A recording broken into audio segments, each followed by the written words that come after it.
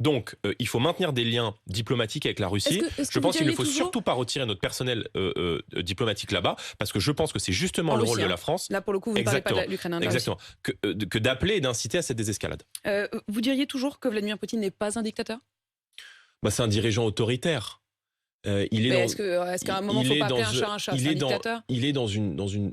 Non, mais moi, je me livrerai pas à un jeu d'insultes ou d'injures avec la Russie, factuel, avec l'Ukraine, où les uns s'insultent de nazis, les autres de dictateurs. Quand Joe Biden dit de Vladimir Poutine qu'il est un dictateur, vous estimez que c'est une insulte? Je pense que ça participe en tout cas...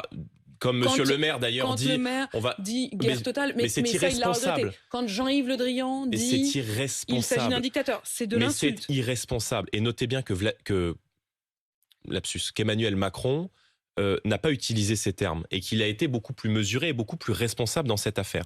Donc Vladimir Poutine est un dirigeant autoritaire dont la démocratie prétendue dans une forme de zone grise.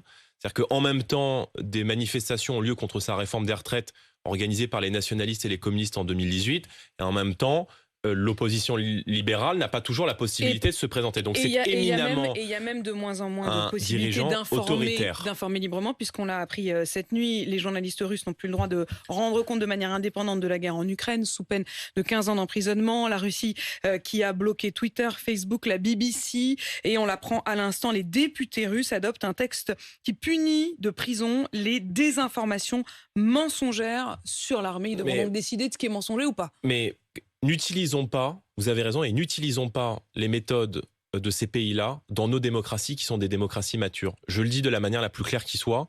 Quand je vois vous que n'auriez pas des empêché RT, par exemple, exactement, Russia Today, il y a la chaîne des russe médias d'émettre qui sont des médias d'influence russe en France, je pense à RT ou à Sputnik.